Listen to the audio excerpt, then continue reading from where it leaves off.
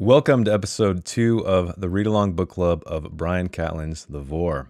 Today we're going to be covering chapters 4 through 7. I'm still liking the book. We definitely meet another character. I think that was one of the questions I had in the last video, is that how many characters are we going to meet? And I think there's actually more than one, but Mr. Edward Mugridge, aka Edward Myridge, feels like he's going to be a POV character because there's a couple of chapters, parts of chapters anyway, dedicated to him. We do learn more about Gertrude as well. And there's a big reveal of Ishmael, one that I found quite interesting. So Edward Mugridge was a hollow man, born that way, a camera without an aperture, closed and hoping that nobody would ever see the volume of his dark interior. But he left England to start a new life, until a fateful day in 1860 when he missed the boat and instead left San Francisco by stagecoach. In mid-Texas velocity, concussion and blood changed the signature of Edward Mugridge forever. So this man is actually a real person. He's a historical person. And I forgot to talk about that early on. There's also Raymond Russell, I'm not quite sure how to pronounce it. Matt on the Discord, he pointed out the fact that he was also a real person as well. So it's interesting. I did read about this in the description before we chose this book, actually, how there are some real historical characters, figures, people in this book. It makes me wonder, what was the point? Was it to lend more believability to it, or was it Catlin was just trying to explore who these characters might be? Because they are definitely odd characters. I'm not quite sure. Let me know what you think in the comments. Not that this is a new kind of thing. Dan Simmons has done very similar things where he'll take real people or real events, inject fiction, speculation into what happened to them or what they're all about. But moving on, when the speeding stagecoach had tripped up the unseen route, it had spun into the air and splintered, mangling and spilling all the lives it carried. He alone survived. But the aperture that had been gouged into his brain had no lens. I really like that line because he's a photographer, as we know.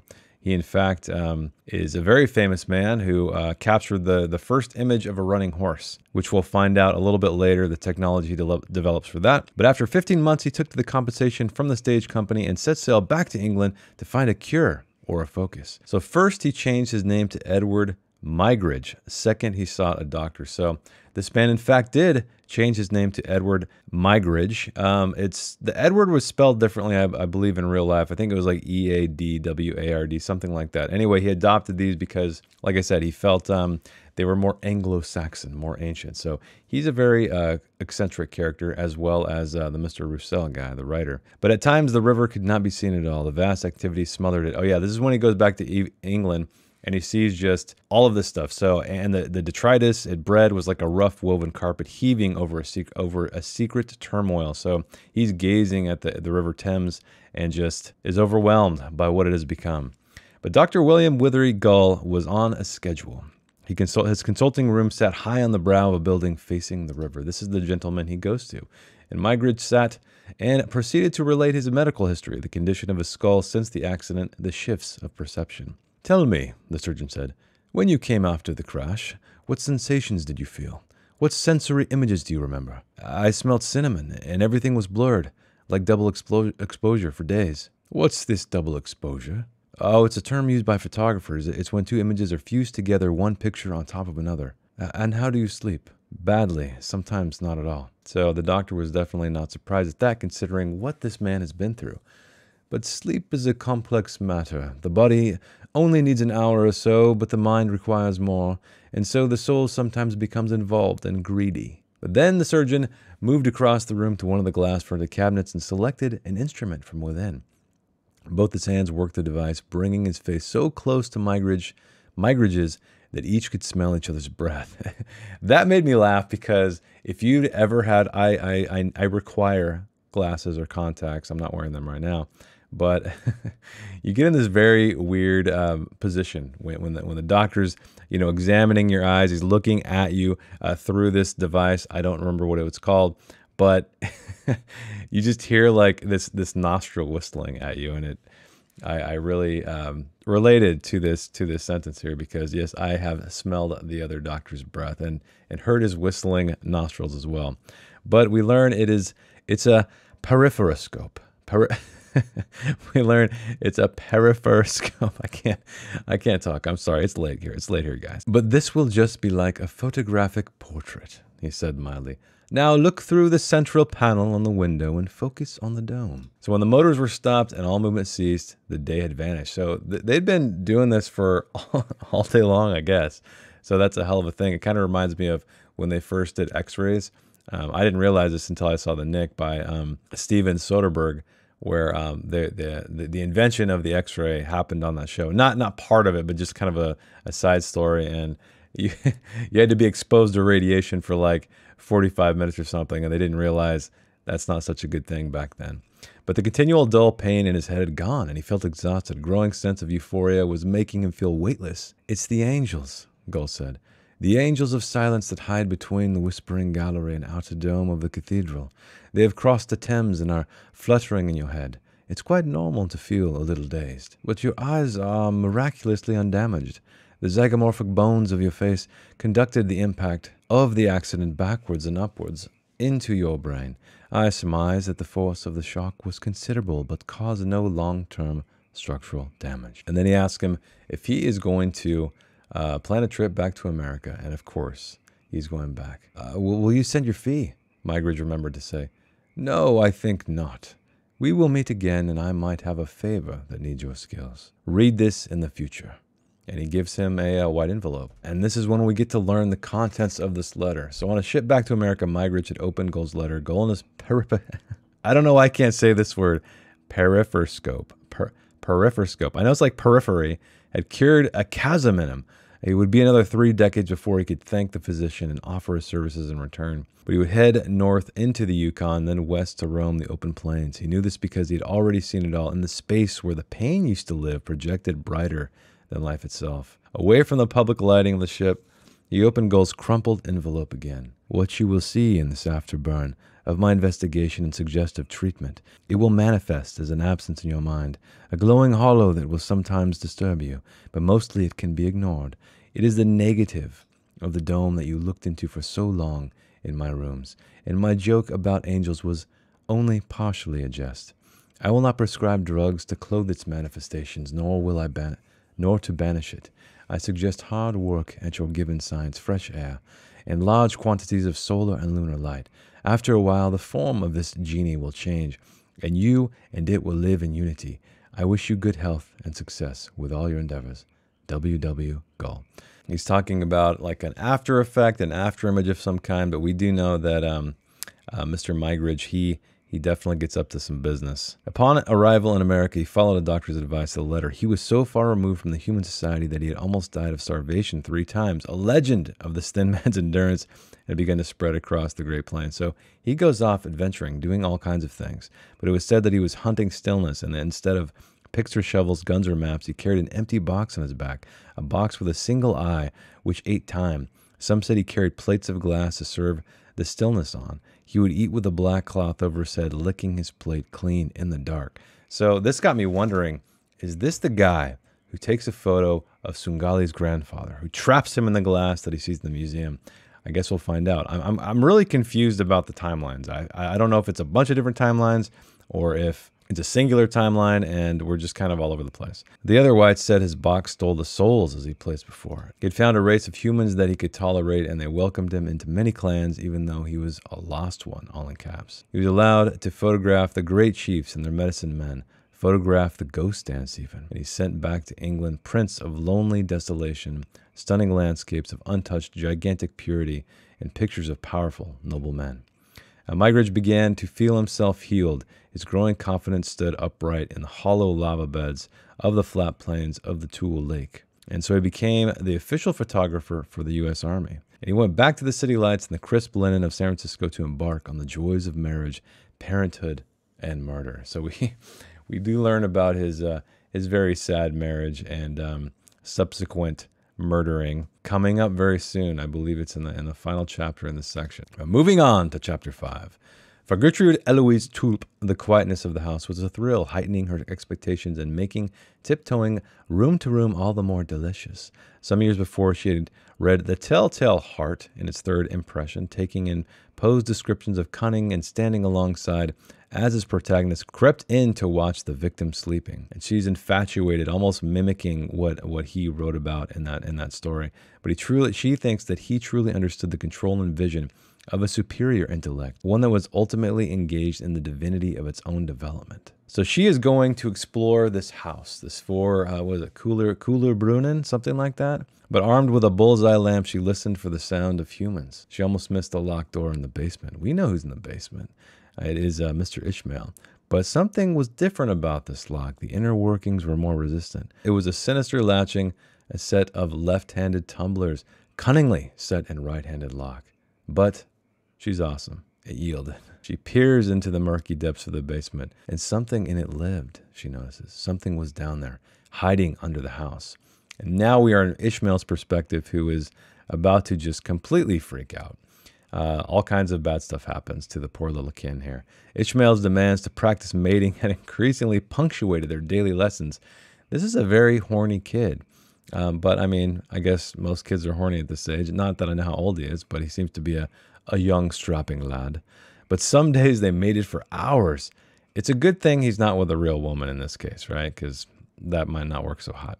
But ignoring them or sitting and watching the rest of these kin, that is, this made me laugh out loud because I picture Ishmael doing it with Luluwa, I think her name is, and this other kin is just like, that's not quite right. So Seth adjusted their angle to prevent them from sliding off the table on which they shuffled. So that is a very clean way of putting it. And now we're talking about Luluwa with these boxes. So silently entering the basement kitchen where humans had once lived, she removed the casements and her internal mechanisms and cleansed them in the ancient porcelain sink. So I guess after all this sex, she's got to clean up. She did this in the dark because machines do not need light to function, even when they have been given only one good eye.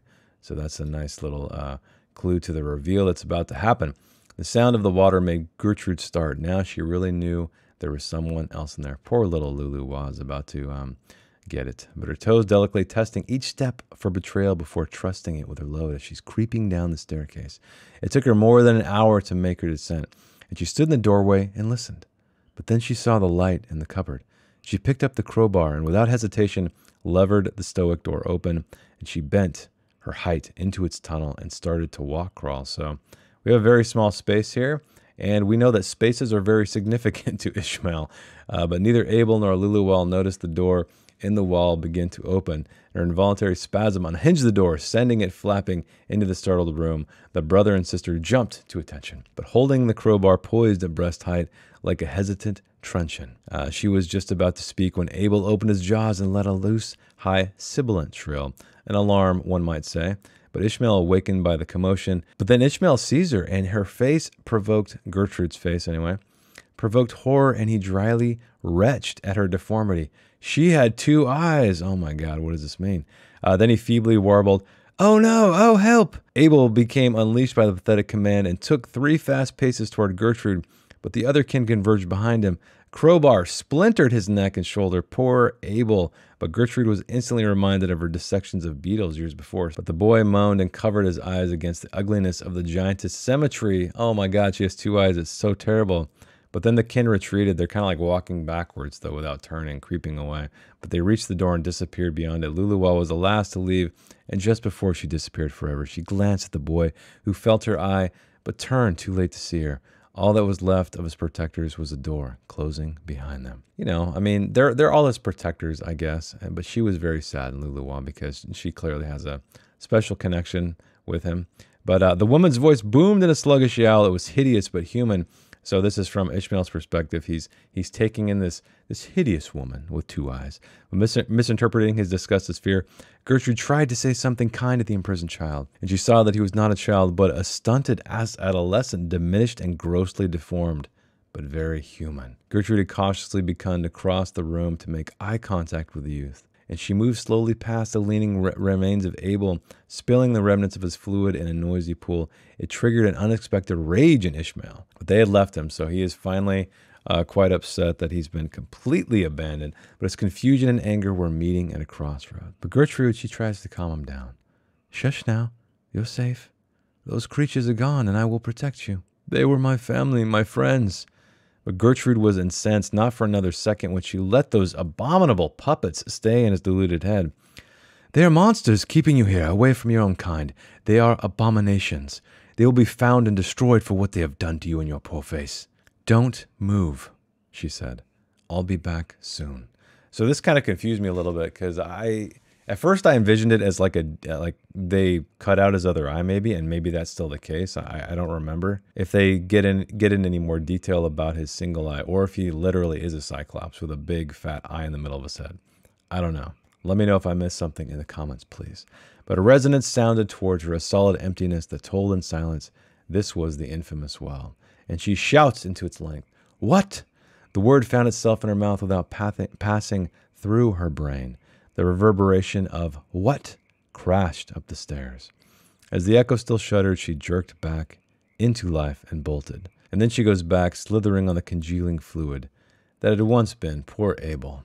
She used one hand to turn the skeleton key while her other arm propped the limp boy between her hip and the wall. The bolt turned into place. Tears flooded her eyes. But teeth bared, hands like claws, she came face to face with Sigmund Mutter. Oh no, now he's got to be in on this secret. We know that develops a little bit here. But she's trying to save him, so it's cool. I like this concept because he was being taken care of, presumably. I really, really want to know what all of that was about. Are these kin going to come back? Whoever sent these kin to raise this boy, are they going to come back, to this mysterious house that no one allegedly lives in, but we know that he lives in the basement. But it's cool because they're caring for him. She thinks they're monsters torturing him, and now she is taking it upon herself to care for him. But they had shuddered into the dining room of the old house without a word. Mutter, Gertrude, and Ishmael. Mutter, you will tell no one of this. And Mutter nodded automatically. You must help me hide this poor hurt child. Does anybody ever come here? Mutter assured her that he was the only one with the keys. Do you have the keys to the rooms upstairs? Yes, mistress, but all the doors are unlocked. Go and fetch some clothing with him. So Mutter goes away and to get some supplies.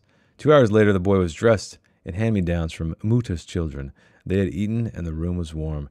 The exhaustion had put the Cyclops to sleep and left Gertrude free to make her plans. But she wanted to keep the little monster to herself, to find out more and not share him yet with the many and the mindless. But she lived in her father's house, so she knows that she's going to have somewhere to hide him, a place to hide him, and Vorrh Brunnen was perfect because no one comes here except Mutter to deliver these crates, these educational crates, I guess, and keep him in the attic or the rooms on the third floor. But Mutter was the key to making her plans work. He was going to do all of the dirty work for her. The only unknown in all of this was the response of his invisible masters when they learned of their trespass and the destruction of one of their puppets.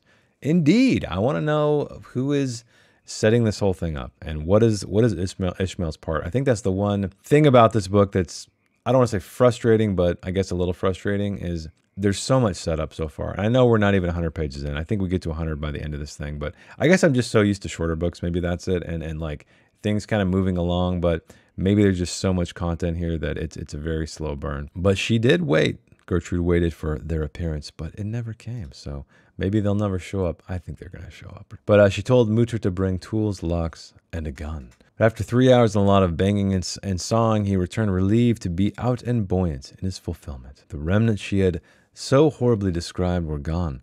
Someone or something had moved the evidence. And during the first weeks, her plan seemed to work. So I'm guessing it's the kin that came back, right? It's got to be. Because otherwise, you think whoever's orchestrating this thing. Anyway, speculating. I have no idea. I don't know what I'm talking about. If you guys have any ideas, let me know in the comments. Oh, speaking of ideas, Britton on the Discord, he thinks that, and I agree with him because of a special line, that Peter Williams is this person with the arrow, or the bow and the arrows, heading into the Vorrh. Makes a lot of sense because right after he was with Este as a soldier, he vanished into myth. That I'm paraphrasing, but that's more or less what the book said. So it'll be interesting to see if that comes to fruition. I bet it does. But to me, it seems like a great hypothesis. It was even rumored below stairs that a man had entered her life and that she had finally found a suitor who could keep up with her copious expectations. The greatest surprise was how easily the Cyclops had adapted to his new environment, using the time alone to read books she had bought him. But he never mentioned the abominations that had imprisoned him. He had stopped calling them the kin. But he quickly turns, right?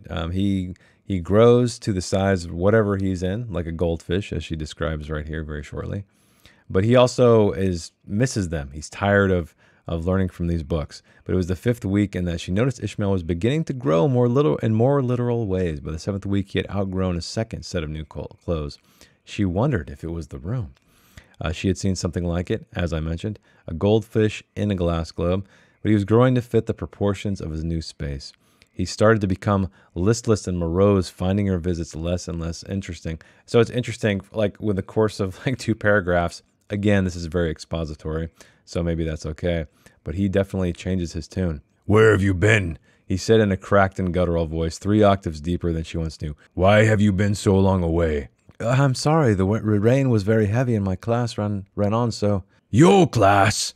Your class? I used to have classes, now I just sit here with nothing and nobody." So he's gone hardcore into puberty, or something else. "You say they were unclean and dangerous. I said they cared." So he misses his kin desperately. I mean, it makes sense. They were the only things that he knew, essentially, and they cared greatly for him in many ways, educated him. "But I brought you books," she answered.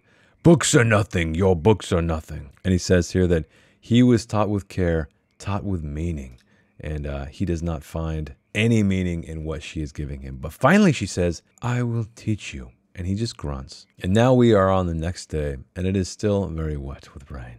But Muta remembered during breakfast that he should have collected another crate when he knew she would not be there. But he finds something. He said, the blinding whiteness of an envelope intersecting the path between the door and the crates, and he suspected that he had. He panicked. A letter, the rectangular diagram of his ignorance, little paper blades that had threatened him all his life. He could not read, though. The irony. But he picks it up and he looks at it, and he saw the spider ink trails of writing on its surface, and he had no idea what to do. But it's a good thing that this is a speaking letter, right? It's a speaking letter. "Sigmund Muta, you are a good man and we trust you. The Muta family has pleased us for years. Your father, you, and your sons will always be trusted by us. All of your work and confidence is greatly valued. Take this letter to Mistress Tulp and say nothing of our conversation.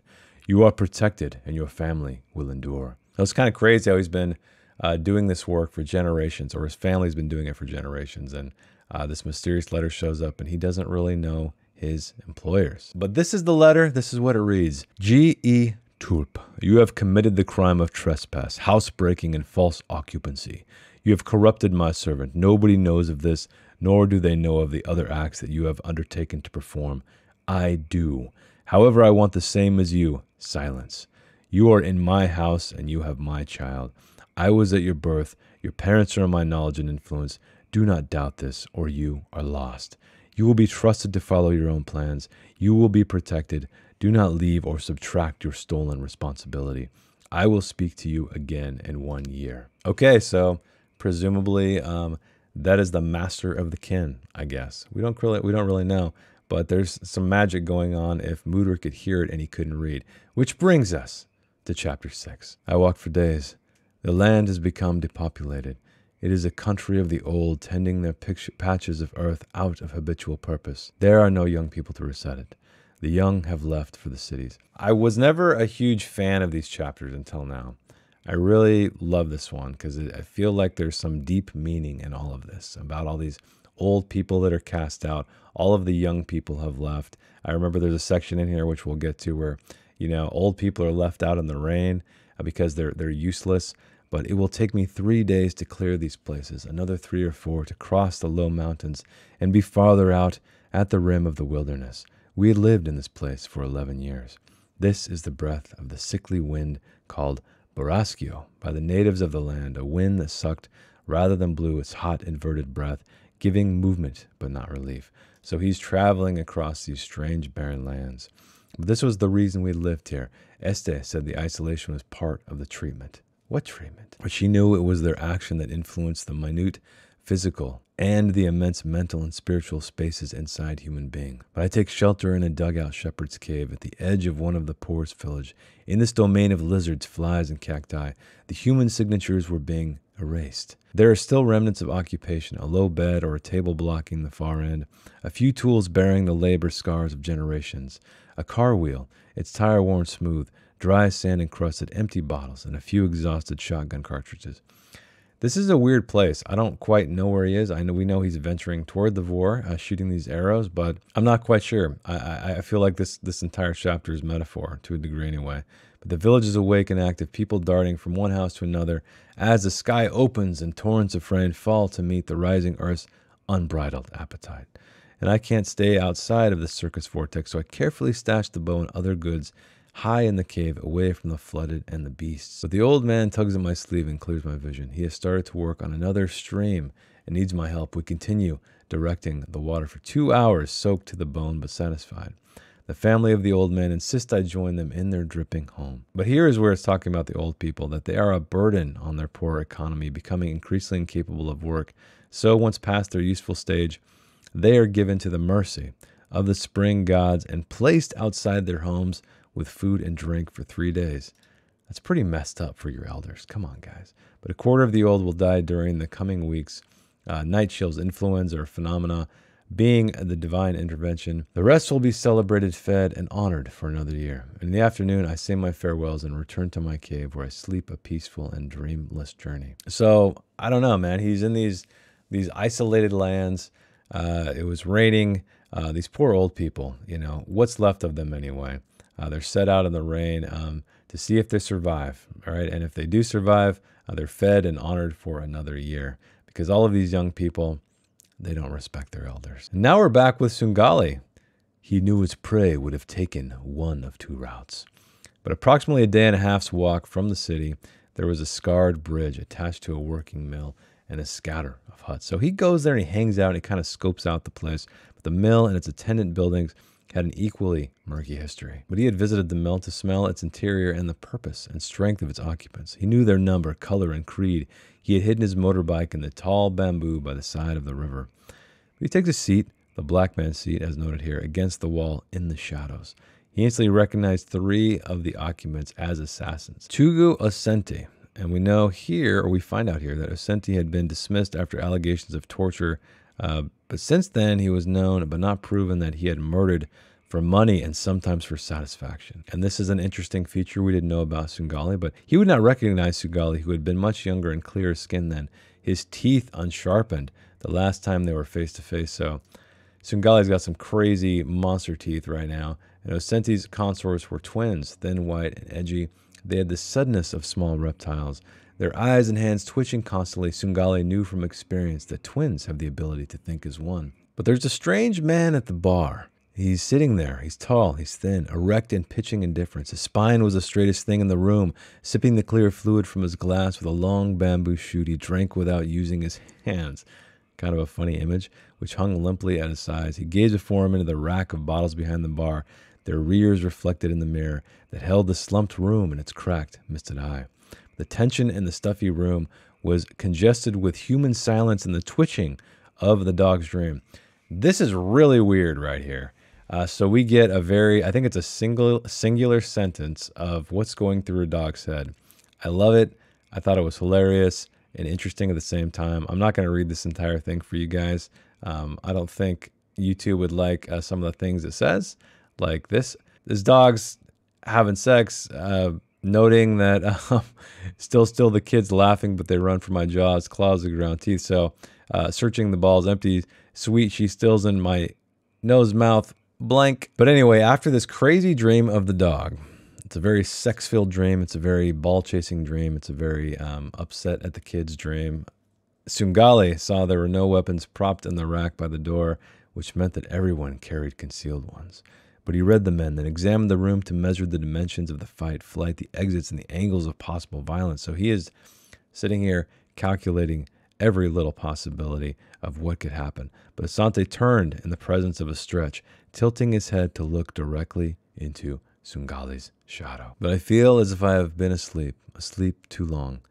My dreams, if they are dreams, are always in advance of my sleep, awaiting me to continue their tale, to unwind their continuity. In daylight, they ache continuously. I have become bewildered by the closeness of my distance. There she moves, there in the scrub grass, wire and rotted paper, she turns toward my hand again, and my history cannot move without this. She is in my hand, demanding arrows and distance. She being the bow, she being Este. I loose a new, darker arrow into the evening toward the first star, which has risen over the lip of the world and will set among the far-off trees. The arrow I release flies like a whistle, setting my direction for tomorrow.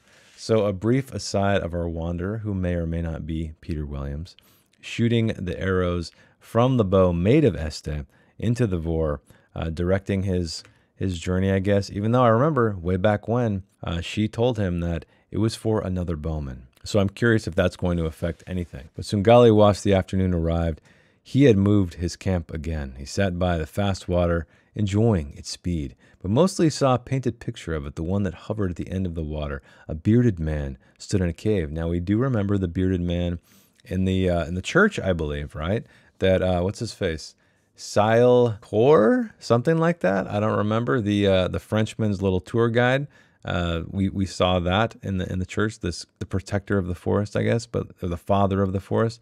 But leave the safety of the cave and enter the wilderness where he would meet his god or his demons. It was the photograph in the museum, the picture of his grandfather sitting at the entrance of the carved trove house. Both images merged. This old forest father and his grandfather, and he looked into the painted shadow behind the old man, expecting to see himself again. But now it was not the lean, grinning boy who hid there.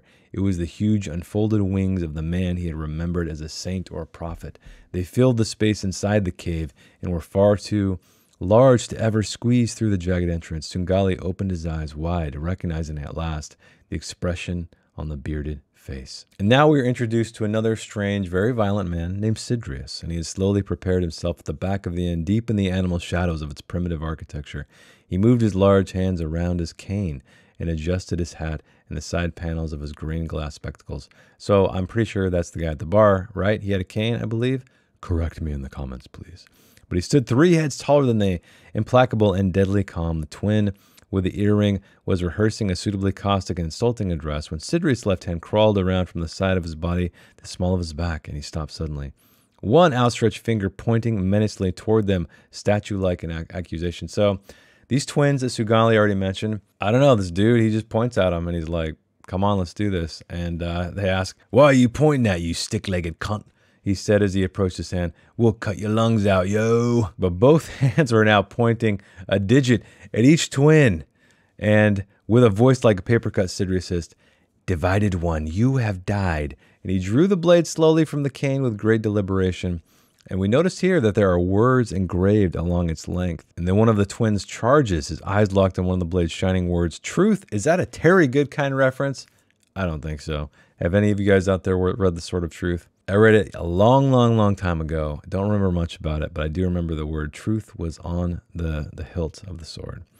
But he lunged onto the blade that clicked out of the wooden cane's other hand and twitched up across his rushing throat. So this guy gets jacked immediately. But the debate was settled for him by the lightning point of the written word, which pierced his eye and was pushed in the back of his brain. He caught flashes of text as words raced past the confusion of his other oculus. That's a really cool image. So he's stabbing the sword into his skull, and he's just seeing like these words like flash by. But his children, both twins, had received some formal education. This is what's funny. So there's this really brief aside about what these twins did. But at the tender age of 12, they had turned from the upstanding paths of scholar and cloth and willfully run onto the twisted, bitter road that brought them to this place, where they now danced in their own blood. I'm not sure what that's about, but it's kind of, maybe it's like his life flashing before his eyes as the sword goes in his head, even though it's more or less in the omniscient voice. But Sidrius comes up to him and he says, the scripture of the blade says the way. He thrust the blade in farther so that the words were deep inside the truth.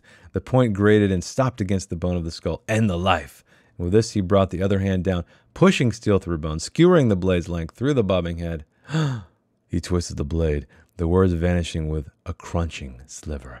And then he pulled it clear of the wobbling ragdoll in one swift, smooth stroke, caught in a moment of the rubber balance. Anyway, that's the end of the twin. But the dog, this made me laugh too. The dog, inert up to that point, twitched an eye open, but he's like, He laid his head back down on the stony floor and returned to his dream. So, no big deal. This guy just got jacked, sword through the head, throat cut. Just another day on the outskirts of the Vorrh, I guess. But the perpetrator turned to the innkeeper who had remained motionless throughout, and he placed 2 heavy coins in a flat wooden sheath on the bar. "The money is for you to clean this away. Do you know what this is?" The fat man nodded and avoided looking at the stranger's face. "I am Sidrius, and I have jurisdiction in this sector," whatever that means. But he shows a wax insignia tattooed onto the palm of his hand. "How long were these 2 waiting here?" 11 and 12 days now. Them and the other one together, the black one." "And where is he?" I don't know, been gone 2 days now." "Have any others passed this way in recent weeks?" Just drifters, strangers, moving on." But Sidrius suspected that there would be many more hunters seeking their prey, more assassins trying to kill the man with the bow. So I forgot to mention this. I probably didn't highlight it. But Sungali is hunting prey. Presumably, unless I'm reading this wrong, that is his prey. Peter Williams, allegedly, the man with the bow heading into the Vorrh. I don't know why. We know he has a history with Este. We know he knew her as a powerful seer. But that is all. Why he'd be hunting him, we don't quite know yet. But a dim, gawping youth stood in his way. I don't get this part. I don't get this part at all. So yeah, we have a dim, gawping youth stood in his way by mistake, frozen in the spot. So this kid walks in while Sidrius is sitting here, and the barkeeper's like, "Get the hell out of the way, man." But Sidrius is like, "Nah, you know what?" On its upward swing, his sword cut between the youth's legs, severing his budding manhood and sending him toppling and screeching out of the deliberate path of a living, grinning nightmare. I don't get it. That seemed weird. Maybe this guy's weird. I mean, he did just point at these twins and kill them, but come on, why did you have to cut this poor kid's balls off? I don't get it. I don't get it. Which brings us to chapter 7. He was now Edward Muybridge, and his focus was sharp. He spent more and more time back in the cities, especially after he captured the great wastes of Alaska. This guy's adventuring, he's hanging out with the Indians, he's going to Alaska, but Alaska prompted him to, quote-unquote, settle down. With a woman named Flora, she walked into his life like another dimension. She was very young, like new blood warming. They have a son, but he found a letter proclaiming her love for another man and the whisper that the child might be his. So what does this guy do? He does some really bad stuff. In the same cold passion, he climbed the hill to the silver mine, calling his adversary out from a card game. "Good evening, Mayor Larkins," he had said to the man squinting in the doorway. "My name is Edward Muybridge, and I am here to answer the letter you sent my wife." He leveled the pistol at the philander's chest and fired, and like that, he's dead. But he warned that his injury would become inflamed by people, and it had. But he had resolved to never again be the person described in that courtroom, a lost animal, vacant and mad. People he knew, friends and neighbors, even servants, had told of his seizures, his incoherent jabbering, his eyes starting from his head, jaw hanging open. So he gets off easy. He's basically pleading insanity to a degree. People feel sorry for him. But when he stepped free from the courthouse and into the cheering crowd, it had been a sanctified rebirth. So is he rebirthed again? He was the guy who got the accident. Now he killed this guy. Now he's free. Now he's a third man. He didn't change his name again yet, though. But free to continue and to never again allow such treacherous emotions to poison his will. When friends tried to update him on the growing child or on the striking resemblance to him that it had apparently begun to bear, he had cut them dead. Man, don't mess with Muybridge. That's all I'm saying. He moved again and again, photographing all he could, wandering into the deserts and the high mountains without a whiff of Christ or Satan as companions. And this is where it begins. This is when it really clicked for me anyway, that this guy's a real guy. The Zoo Praxiscope, a mechanical tabletop precursor of cinematic motion. This is the thing where he is able to record the running horse, I believe. And so that is where I'm like, okay, now I know who this guy is, even though he did show up in a previous chapter. But observation was not the primary function of the photography, but a side effect of its true purpose. The constant gathering of pictures of life were only harvesting of basic material. Deeper meaning lay within the next part of the process, a kernel of waiting to give up its flavor after being savagely reworked. The camera was a collector not of light, but of time, and the time it cherished most was in the anticipation of death. He had first noticed it when making portraits of the defeated Modoc chieftains. They had stared into life and his camera differently from other men, their portraits saying against the world, their eyes threading through the viewer's gaze. The 12th generation Zoopraxiscope was not like the rest. It was certainly not like the first four. He needed another name for it. skull's periphoscope, I'll get this right one of these times, guys, kept floating to the surface, but he always banished it, not wanting a minor medical instrument to be seen as any kind of influence on a totally original concept. A long time ago, what now seemed like hundreds of years, he had visited the Isle of Man, which is a pretty cool place where The Wicker Man, which is a great old horror movie starring Christopher Lee. Go check it out if you haven't. It's one of my favorites. It's kind of weird. It's a light horror movie, but there's something about that fact that makes it even more creepy. I'm not sure why. Don't watch the Nick Cage one. Don't stay away from that one, okay? That one's terrible. But in a shelter of cupped rock, nailed with a white painted codge on the cliff, he had met a fisherman. His boredom had been like bait to the old seaman. This is a little interesting conversation they have here. So he does see 5 crabs of various sizes struggling against the limited water and the steep tin sides of their containment. Are they trying to escape? He stuttered. Trying to get out? Aye, the fisherman nodded after a tobacco pause. But why can't they do it, he asked. There are more of them than in the water. They be Manx crabs, said the man. See, every time one of them crawls up, nearly escapes, the others drag it back down. And even as a boy, he had recognized this, knowing it to be as true as the ocean, and he had been instantly grateful for an adult fact. He had known, even then, that he would use it all his life. He had never looked back. So this dude is an interesting guy. That's all I got to say. I don't know where it's going. I don't know if it's going to connect us to Sungali's grandfather. I don't know what's going to happen to the Cyclops kid. Things are getting crazier. So let me know, what are you thinking of this novel? Are you still entranced by its magical nature, or are you bored and you want to move on? Hopefully you don't, because this is going to be a long series. It's a long book. I'm thinking about 10 episodes most likely. But speaking of next week, let's take a look-see, and what do we got here? So, should we read 5 chapters? All right, let's do it. It's a little bit more than I like to read normally, but that only because that gets us to the end of part 1. So I believe we're going to have some kind of arc, hopefully, by the end of part 1.